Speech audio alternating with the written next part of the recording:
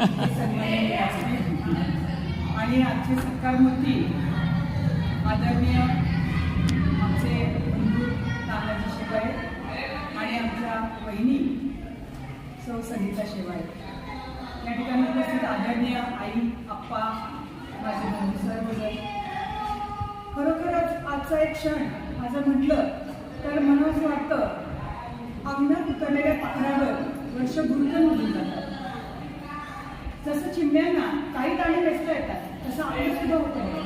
काही क्षण वेचता येतात, काही वेचायचे राहतात. पण वेचायचे राहून गेलेल्या क्षणाबद्दल विमर्शन करण्यापेक्षा, विचार करण्यापेक्षा वेचता आलेले क्षण आनंदाने भोगले पाहिजे, आनंदाने जगले पाहिजे याचं मूर्तिमंत उदाहरण म्हणजे आमच्या आजोबांना.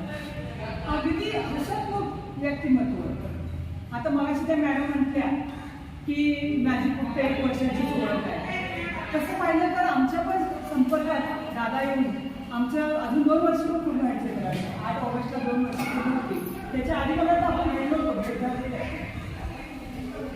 आणि त्या हिशोबाने म्हटलं तर कोण किती दिवस भेटलं किंवा कोण कसं किती जगण्यापेक्षा कसं जगलं ह्या जे वाक्य आहे त्यापेक्षा आम्ही 2 वर्षामध्ये इतकं जवळीक आली, म्हणजे अगदी सख्या भावापेक्षा जास्त त्यांच्याबद्दल आम्हाला आत्मीयता आपुलकी निर्माण झाली. मगाशी ते सर म्हटले कदम सर की सुरुवातीला आपलं एक कुटुंब असतं आणि कुटुंब आल्यानंतर चिमणी येते, मग सगळं घर उडून जातं वगैरे.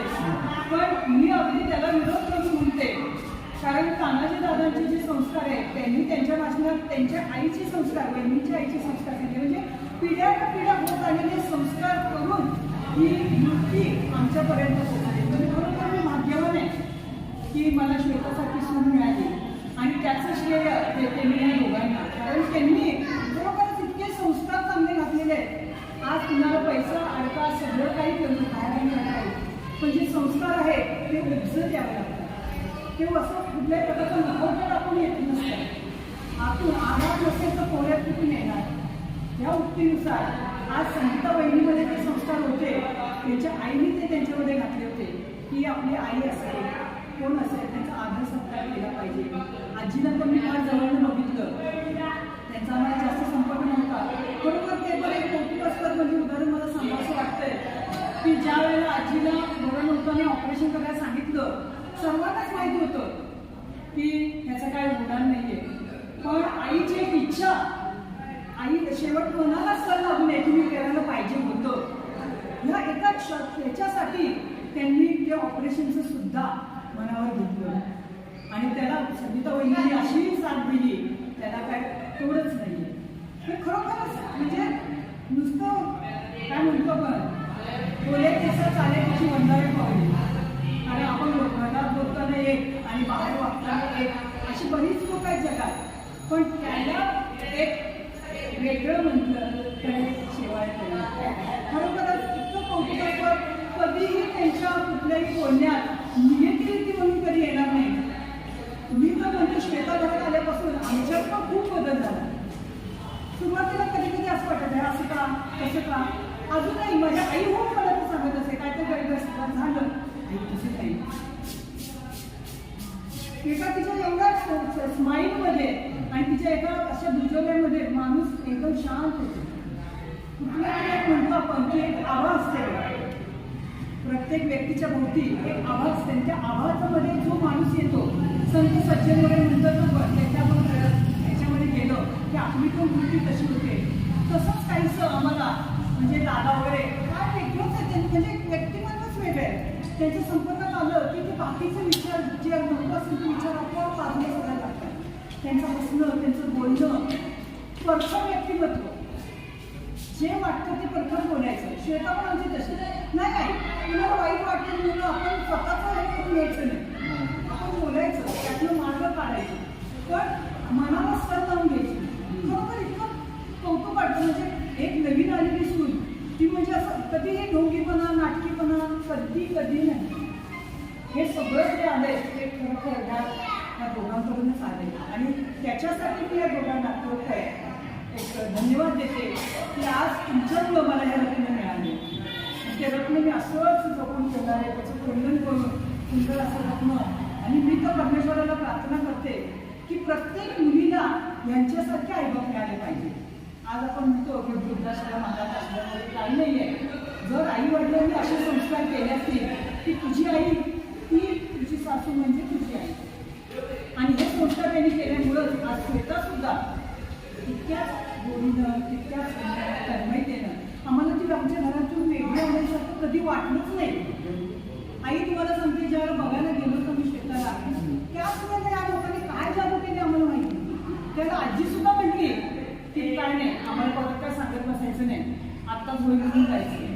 म्हणजे जे काय बघाबघीचे सोपस्कार असतात ते आम्हाला असं वाटतं की कुठेतरी पूर्वीच्या काहीतरी गुणानुबंध आहेत, आणि ते गुणानुबंध श्वेताच्या प्रसंगाने आज आम्ही पुन्हा एकत्र आलेलो आहे.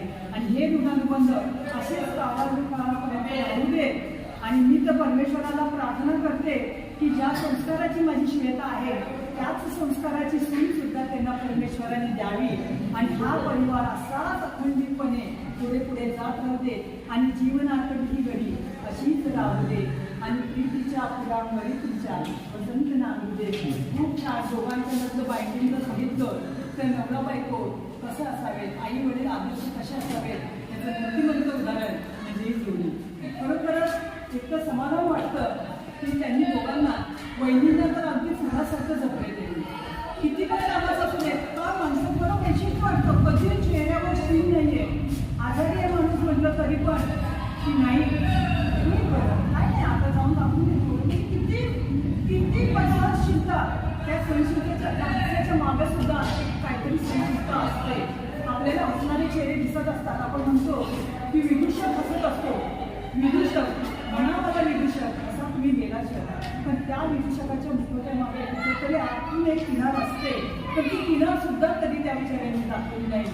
असेच तुम्ही अनंतपणे हसत हसत खेळत राहा. तुम्हाला आयुष्य आरोग्य ऐश्वर्य जे जे तुम्हाला पाहिजे ते सर्व तुम्हाला लाभो. तर तुम्हाला जे काय हवं ते तुम्हाला लाभो. ह्याच सदिच्छा आणि ह्या तुमच्या सदिच्छा समारंभाच्या माझ्या कुटुंबाकडून सर्व परिवाराकडून तुम्हाला हार्दिक हार्दिक शुभेच्छा. खूप छान राहा, असेच नांदा सौख्य मिळेल. आणि तुम्ही माझ्यापेक्षा मोठे आहात तरी सुद्धा मला वाटतं आजपर्यंत खूप छान. आणि आता म्हणजे ह्यापूर्वी पण दादांनी त्यांना खूप वेळ दिलायच नाही असं नाही, पण आता तो बुद्धिगत होणार आहे. एका डोळ्यात असू तर दुसऱ्या डोळ्यात असू अशी परिस्थिती आजची, पण त्यातूनच ह्या हसू आणि हसूचं मिश्र रूपांतर करून हे आनंदी आयुष्य असंच पुढे जगायचं. कारण काम केलेल्या माणसाला घरात बसायचं होत नाही, पण त्यांनी सुद्धा इतके हुशार आहे की पुढची आपल्या भविष्याची चिंता, भविष्यात आपल्याला एकटे पण वाटत नाही याची सुद्धा जुळणी म्हणजे कोण आपण नियोजन करते हो ते सुद्धा त्यांनी पहिल्यापासूनच करून ठेवले. खरोखरच त्यांच्या हॅट्स ऑफ आहेत त्याला आणि त्यांच्या विचारांना मला खूप आनंद होतोय.